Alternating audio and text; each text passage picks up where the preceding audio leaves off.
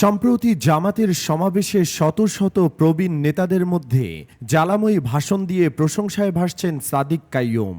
সেখানে তিনি বলেছেন, আপনারা জানেন ২০০৯ সালে পিলখানায় হত্যাকাণ্ডের মাধ্যমে এদেশের দেশপ্রেমিক নাগরিকদের হত্যা করা হয়েছে। ২০১৩ সালের ২৮শে ফেব্রুয়ারি আল্লামা দেলোয়ার হোসেন সাঈদের রায় পরবর্তী সারা দেশে হত্যাকাণ্ড সংঘটিত হয়েছিল। এভাবে আমাদের ক্যাম্পাসগুলোতে ছাত্রলীগের সন্ত্রাসীরা আমাদের উপর ন্যাক্কারজনক নির্যাতন চালিয়েছিল। আগ্রাসনের বিরুদ্ধে, আধিপত্যবাদের বিরুদ্ধে কথা বলতে গিয়ে বুয়েটের মেধাবী শিক্ষার্থী আমাদের ভাই আবরার ফাহাদ শহীদ হয়েছে। তার এই বক্তব্য সোশ্যাল মিডিয়ায় বেশ আলোড়ন ফেলেছে। তারপর থেকে অনেকেই তার পুরো পরিচয় জানতে চাচ্ছেন।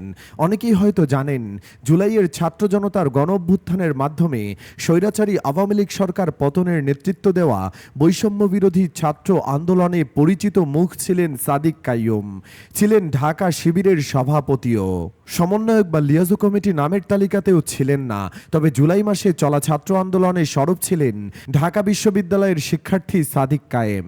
তালিকায় নাম থাকা সমন্বয়কদের সঙ্গে বিভিন্ন ছবিতেও দেখা গেছে তাকে। আলোচনা আছে, উপদেষ্টা পরিষদের শপথ গ্রহণ অনুষ্ঠানে বঙ্গভবনেও উপস্থিত ছিলেন তিনি।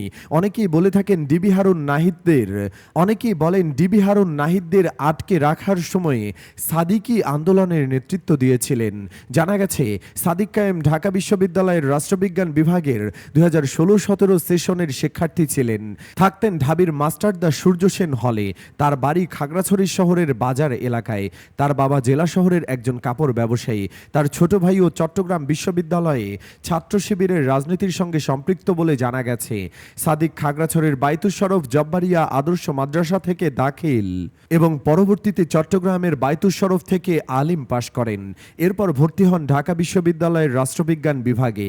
তিনি আরও বলেন, প্রিয় উপস্থিতি, আপনাদেরকে অনুরোধ করব, আজকের এই জাতীয় সমাবেশ থেকে আমাদেরকে বাংলাদেশের পক্ষে ঐক্যবদ্ধ হতে হবে। দেশের স্বাধীনতা, সার্বভৌমত্ব, অখণ্ডতার প্রশ্নে, বৈষম্যহীন বাংলাদেশ বিনির্মাণের প্রশ্নে আমাদেরকে ঐক্যবদ্ধভাবে কাজ করে যেতে হবে। সেই লক্ষ্যে আজকে বাংলাদেশ জামায়াতে ইসলামী যে ৭ দফা আমাদের সামনে নিয়ে এসেছে, সেই ৭ দফা বাস্তবায়ন না হওয়ার আগ পর্যন্ত আমাদেরকে আরেকটি বিপ্লবের ডাক দিতে হবে। আমরা কি প্রস্তুত আছি? আগামীর বিপ্লব হবে ইসলামের বিপ্লব, ইনশাআল্লাহ। আগামীর বাংলাদেশ হবে ইসলামের বাংলাদেশ। বাংলাদেশ জিন্দাবাদ। বাংলাদেশ ইসলামী ছাত্র শিবির জিন্দাবাদ। ঢাবির মাস্টারদা সূর্য সেন হলের সাদিক কাইয়ুমের বন্ধু এবং রুমমেট ঢাবির ছাত্র অধিকার পরিষদের সাবেক নেতা মশিউর রহমান তার ফেসবুক পোস্টে সাদিক কাইয়ুম সম্পর্কে বলেন, ঢাকা বিশ্ববিদ্যালয় ছাত্র শিবিরের সভাপতি সাদিক কাইয়ুম আমার রুমমেট, বেডমেট এবং আমার বন্ধু। বিশ্ববিদ্যালয় জীবনের 2টা বছর আমরা একসাথে একই রুমে কাটিয়েছি।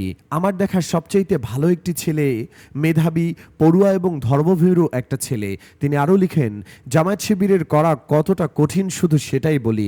2 বছর গণরুমে, পরবর্তীতে সিঙ্গেল রুমে একসাথে কাটালেও ও যে শিবির করে এবং ঢাকা বিশ্ববিদ্যালয় শিবিরের সভাপতি, সেটা আমি জানতে পারি 5 আগস্টের পরে। ছাত্রলীগের ভয়ঙ্কর টর্চারের মধ্যে যখন ফার্স্ট ইয়ারে পড়ার টেবিলে বসাই কঠিন ছিল, ঠিক তখন সাদিক পলিটিক্যাল সায়েন্সে ফার্স্ট ক্লাস ফার্স্ট হয়। জাস্ট চিন্তা করুন, একই রুমে 2 বছর থাকলেও ওর রাজনৈতিক আদর্শ আমি জানতে পারি নাই।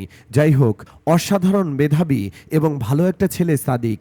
হাসিনা পলায়নের পর সাদিকের পরিচয় অনলাইনে আসে। অ্যাক্টিভিস্ট পিনাকি ভট্টাচার্য তার ফেসবুক পেজে সাদিককে নিয়ে লিখেন, বিশ্ববিদ্যালয়গুলোকে রাজনীতিমুক্ত করার চক্রান্তের মুখে সাদিক কাইয়ুম খুবই সঠিক পলিটিক্যাল স্ট্যান্ড নিয়েছে।